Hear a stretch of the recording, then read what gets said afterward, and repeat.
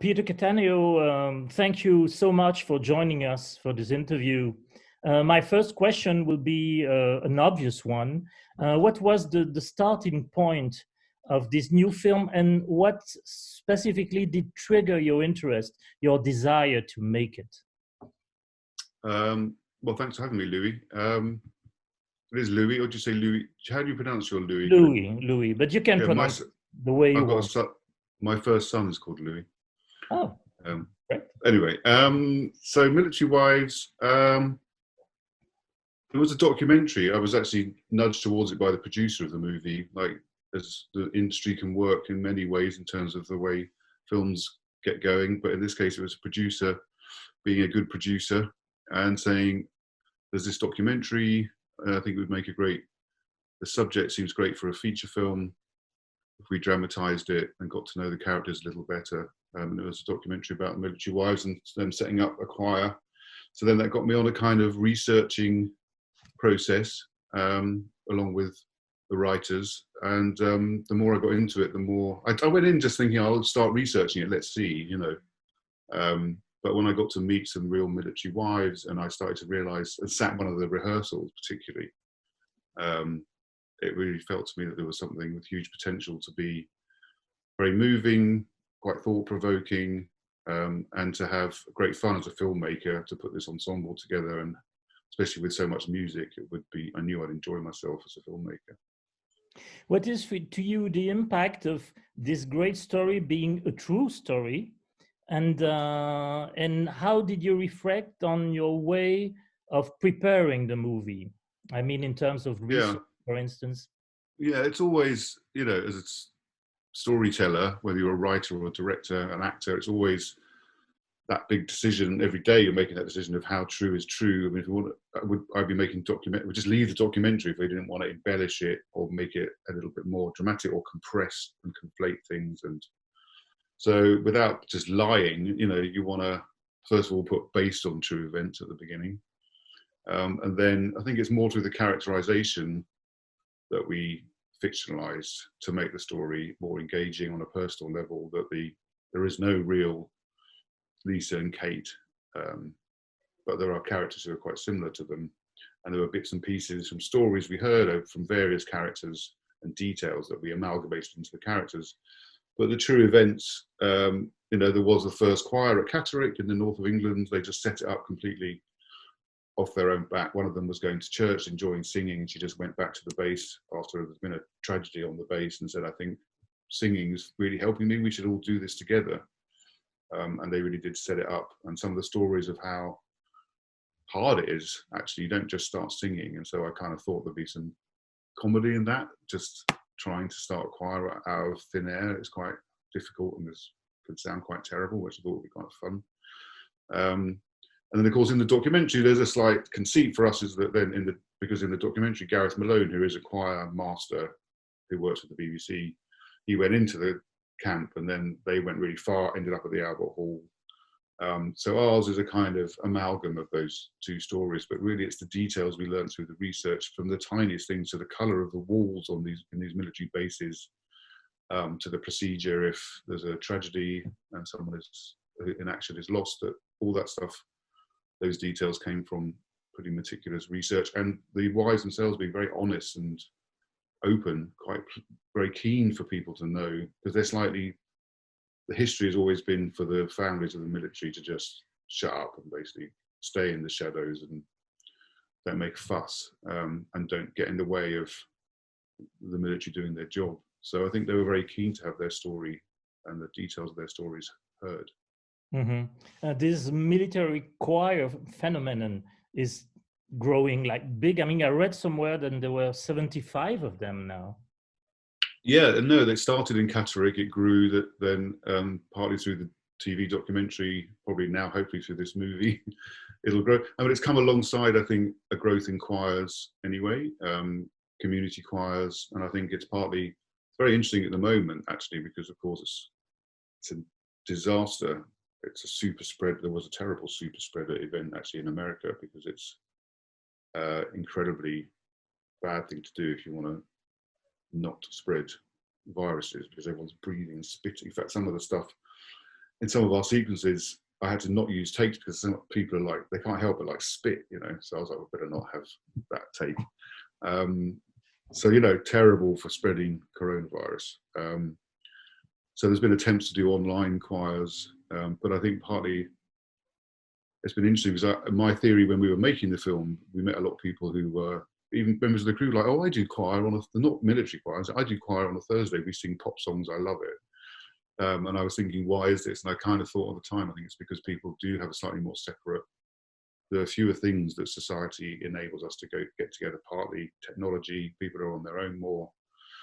Church isn't really what it was for most people. You know, if people go to the football, there's a human desire to get together and feel that you're part of a bigger group. And it's obviously at the moment with the pandemic, it's been massively amplified. And I know a lot of people who are in choirs who it's their real lifeline, whether they're military or not, are finding it that's the thing they're missing more than anything. And there's been attempts to do it online, but you can't really do it online because of there's a time lag, so people can't. There's been attempts where people sing parts separately and then they stick it all together, and people enjoy that. But it's not the same as simultaneously singing together. I think it's just part of the human condition. You feel incredibly uplifted when your one small voice becomes this huge voice when everyone else does it together, and incredibly uplifting. Mm-hmm. In the film, we find again that double dynamics about music being a driving element and the group dynamics thing. I mean, so can you have a few words, please, about selecting the right songs, you know, which is crucial, and also group casting around the stars, you know, Yeah. which Well, is there were something there were the two big elements, that and finding the kind of visual aesthetic on somewhere that doesn't offer itself naturally to beautiful photography and army base. I kind of quite like the grim aesthetic of those places, and we just we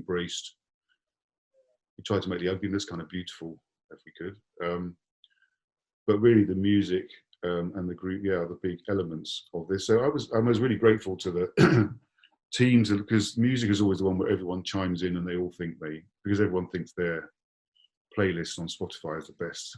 You know, you go to a party and you can't put a song on because people just grab the bloody phone and change it. So luckily, and that's what it can be like trying to soundtrack a movie quite often, that everybody thinks, oh, I hate that song. Someone hates some song for some reason. But on this, they really let me get on with it. I had some help with the great music advisor, Liz Gallagher, who I worked with before, and the producers chimed in with some ideas. But they really they kind of realized that one person had to just do it, because otherwise you need one DJ at a party, you know. And so it was a journey through the different scripts. It partly came with this, as the characters changed, the stories changed. It was more rock. Always was never going to be traditional. That was always the point, is that Kate is old-fashioned. She wants to do proper old-fashioned songs, and Lisa wants to do something a bit more current, and so the women can identify with it. And plus, as a movie, I didn't want it to become a stuffy movie. I wanted it to be it's a populist movie. So it felt like it should be rock or pop. And there's something kind of inherently, the irony and the humor in choirs doing pop songs felt fresh. But in earlier drafts, there was more rock, to be honest, and some American rock. And then when we got a bit into this idea of Lisa maybe having had a musical past herself, and I was just thinking, well, she's British, she's this age, the film set 10 years ago, what was she been listening to when she was a youngster? And it was all the 80s kind of electro pop, which have become classics. They're great, it's a great era. They become classics. Everyone karaoke's these songs all the time. There's also something about the fact that going from electronica to choir is a really big leap, which it feels that they feel very different. You know them, but they feel very different when a choir do them. So once I found that kind of way to wrap, so I wanted to wrap something around them, so it wasn't just a random selection of songs. The other thing was to try and find lyrics and tone of the music that chimed with the themes of the film without being too right on the nose. So anything that had "Thinking of You," "Missing You," "You're So Far Away." A lot of pop songs, of course, do have those tropes in them. So those are the things, and then it all started to come together. Once I thought, right, okay, we're going to do 80s, preferably British 80s electro pop. It kind of felt more manageable as well, because Otherwise, you've got the whole of Spotify, and you get a kind of vertigo of choice. And then, of course, you can't just say, I want Prince, I want Kiss by Prince, because it's going to cost you virtually the entire budget of the whole movie. So there's that element as well. We could actually, they were more inclined to give us the rights. Some of those artists, they're not ridiculously expensive. So there's the practical side of that kind of thing as well. I think I'm really pleased with the musical choices, and it was really fun with the scripting as well to work them through the story. So you would introduce a song maybe in a very basic form, that they do it again in the middle, and then it kind of comes to fruition at the end, and to use it a bit like score in that way, that you sort of hint at the melodies and then pay them off later. And it's those scenes in a theatre when they really connect with people. The music just goes straight, it bypasses. Even if they're thinking, I've seen this, people might be thinking, well, no, this movie's like loads of other British movies, I know. But you get the music, once the music comes in, their brain's gone, and it comes right in. And it was really palpable, the feeling in a bit packed theatre at the festivals when we were touring with the film. It's like, I was amazed. I knew music would hit the emotions, but it was really profound with a big crowd of people. Mm-hmm. A few words about casting the group around your two formidable leading actresses. Yeah, they were Kristen and Sharon were kind of first on the list. Once we had them in place, it was really, and then we had no instruction or desire from finances to have any more, famous faces, which is a great relief. We had those two, and they didn't. So we were off the hook in terms of trying to find more faces, and so it was just a case of finding a really varied ensemble. And we kind of did it a little bit alongside the last draft of the script. So I was meeting a lot of actors who were just good characters, and most of all, they had to be very distinctive because they don't have long on screen, and they needed to pop. As you couldn't have two that looked too similar or were too similar in type. And so some great actors were like, well, you're good, but they're very similar to this one, so I'm afraid we have to go for, so that when they're on, you see them for a few seconds, next time you see them, you're like, I know that one. And we kind of changed, the script evolved a little bit as we met people, and this one, like Laura, who's really into football, and we were like, oh, we could put that in the script, let's make that kind of thing, that's her little thing. So that was really rewarding, and I think people do, they also just got to know each, because the only rehearsals they did was singing rehearsals. They didn't know each other. And you have actors in there, like Gabby French, who plays Jess, the really good singer. She'd never acted on camera before. She's out of drama school. She's done a few plays. And she has to turn up to this music rehearsal on the first morning, with Christian Scott Thomas and Dame Christian with their Oscar nominations. And they just split them, like in the movie, between alto, soprano, mezzo, and split them up. And that was it. There was no like, you've got an Oscar, you have never been in a film. It's like, you're a soprano, you stand together, you two.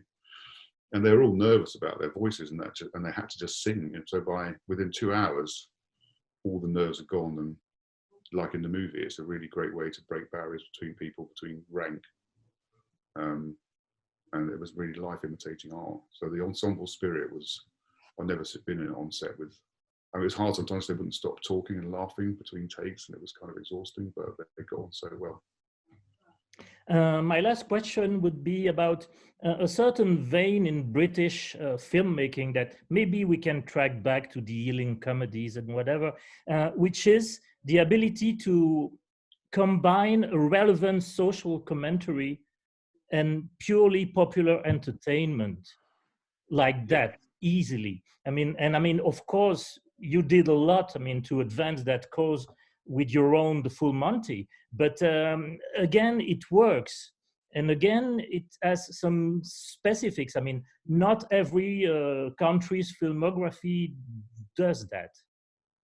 No, it's a very British, I don't know why. Yes, the Ealing comedies are a big part of that. And certainly even right back to Full Monty, I had those in my mind. And there's also like there are other great British TV shows and movies, like some Ken Loach movies, Raining Stones and Riff Raff, the more comedic Ken Loach movies where he is also in that, it's the little guy against the system, and using humour sometimes to, it's not, none of my work is really political, but it makes you think about the issue. It doesn't I may have my own opinions about these things, but I'm not trying to do it in the movie. I'm just trying to people to ask questions and to just reflect on it. And humour is a great way. If you're entertaining people, they're much more likely to stick around and think about the issues. So yeah, no, it is a particularly British thing. I don't know why. I mean, I think there's a danger it gets a bit tired. I was quite conscious with doing this that it was always going to be compared to the full Monty, and it was sort of actually took me a while to commit for that reason, because I kind of thought. But because I had been sent so many scripts which were kind of fiction, they weren't true stories. They were like, I don't know, what would be a bit, let's just take this and give them all problems, and then, but because they all, whatever they do together, they all ride bicycles together, they're all going to get over their problems. Because this was true, the more I got into it, it felt like it had its own, and the more details, it felt like it had its own inner truth. I thought, well, it will get compared to Full Monty, but it's a story really worth telling. And it's different for me personally because it's a group of women, which makes it completely different. But I don't know. It is a British part of, I think dealing with issues with humour is a very British thing. Well, thank you very much for your time. Thank you for this interview. Thanks a lot, Louis.